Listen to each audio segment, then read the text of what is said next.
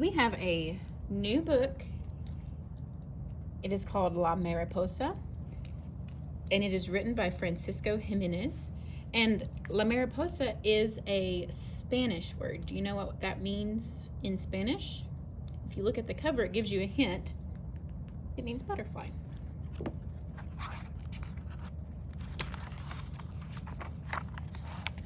Oops.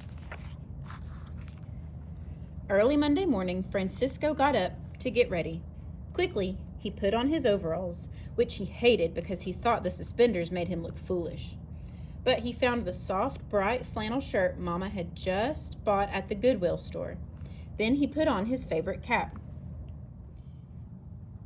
Quítatela en la clase, his brother Roberto warned him, for he had been to school before and knew it was bad manners to wear a hat in class. Gracias, Francisco told him, taking it off. But after his breakfast and just before heading out, he decided to wear the cap. Papa always wore one, and how could Francisco feel dressed for the first grade without it? He would remember to take it off in class. Adios, Mama, Francisco and Roberto called as they headed out to catch the school bus. Adios, hijos, she answered. Que Dios los bendiga. Papa had already left to thin lettuce, the only work he could find in late January. Mama stayed to take care of little Jose and to set up their new home in Tent City.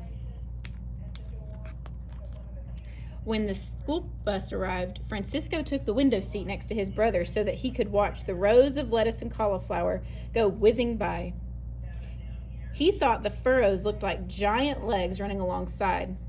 The bus kept stopping to pick up kids, and with each stop, the noise inside grew louder. Some kids were yelling at the top of their lungs. Francisco did not know what they were saying because he could only speak Spanish, and they were all speaking English. He was getting a headache. Roberto had his eyes closed and was frowning. Francisco did not disturb him. He figured his brother was getting a headache too. When they got to school, Roberto walked Francisco to the principal's office. Mr. Sims, the principal, was a tall, red-headed man who listened patiently to Roberto. My little brother, Roberto said, using the little English he knew, is in primer grado. Mr. Sims walked Francisco to the first grade classroom, and as soon as he saw the bright electric lights, shiny wood floor, and the warm heater in the corner, Francisco liked the room. It was not at all like his family's green army tent with its hard dirt floor. Mr. Sims introduced Francisco to his teacher, Miss Scalapino, who smiled and repeated his name, Francisco. It was the only word Francisco understood the whole time she and the principal talked. They repeated it each time they glanced at him. After Mr. Sims left, she showed Francisco to his desk at the end of the row of desks closest to the windows. There were no other kids in the room. Francisco sat at his desk and ran his hand over its wooden top. It was full of scratches and dark ink spots. He lifted up the top, and inside were a box of crayons, a yellow ruler, and a thick pencil. Looking around the room, he saw under the window, right next to his desk, a caterpillar in a large jar. It was yellowish green with black bands, and it moved very slowly without making any sound. Just as Francisco was about to reach into the jar to gently touch the caterpillar, the bell rang.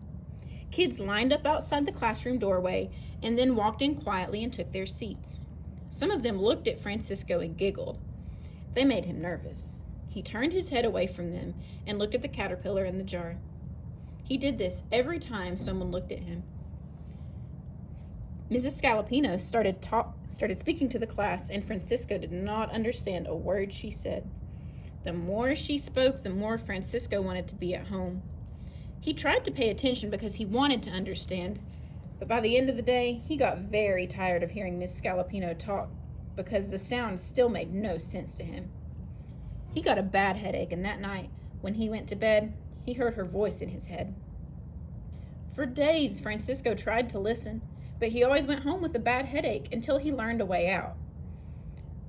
When his head began to hurt from trying to understand, he let his mind wander. Sometimes he imagined himself flying out the classroom and over the fields where Papa worked.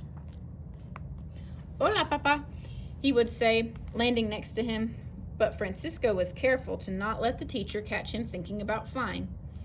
He would look at his teacher and pretend he was listening. Papa had told him it was disrespectful to not pay attention, especially to grown-ups. When the teacher spoke the children's names, though, Francisco would listen.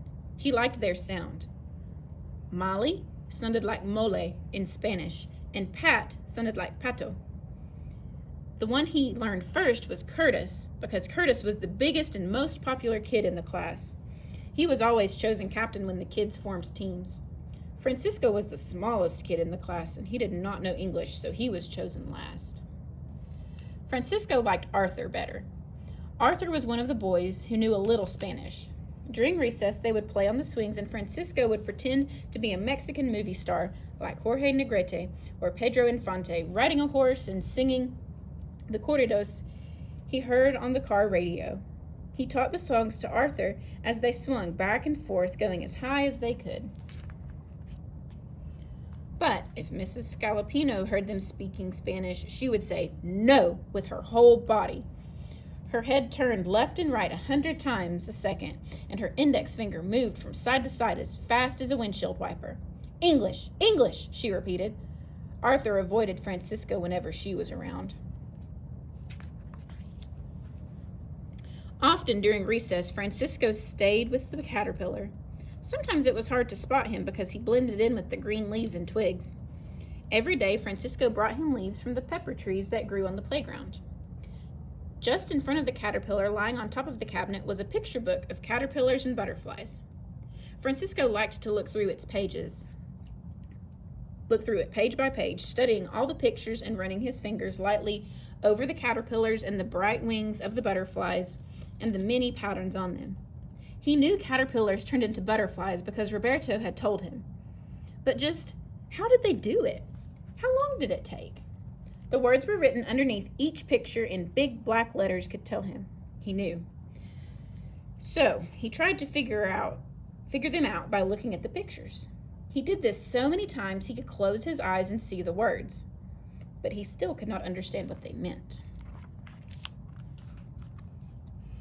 By the time Papa started topping carrots in March, art had become Francisco's favorite time at school. He did not understand Miss Scalapino when she explained the art lessons, so she let him do whatever he wanted. He drew all kinds of animals, but mostly birds and butterflies. He sketched them in pencil and then colored them, using every color in his crayon box. He got pretty good at drawing butterflies. Miss Scalapino even tacked one of his pictures up on the board for everyone to see. After a couple of weeks, it disappeared, and he did not know how to ask where it had gone. One cold Thursday morning during recess, Francisco was the only kid on the playground without a jacket.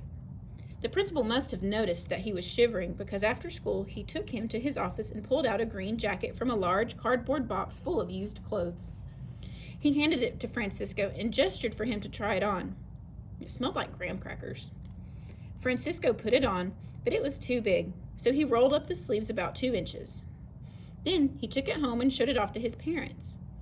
He liked it because it was green and it hid his suspenders.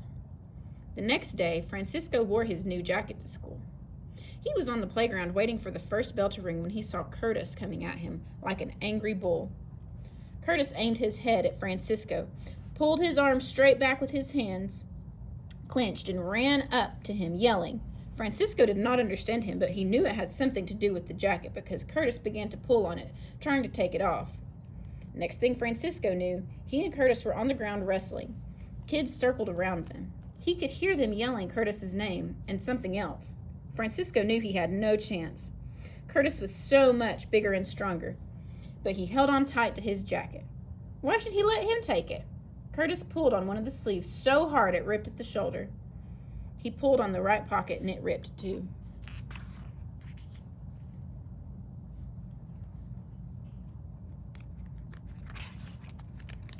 Then Miss Scalapino's face appeared above them. She pushed Curtis off Francisco, grabbed Francisco by the back of his collar, and picked him up off the ground. It took all the power he had not to cry.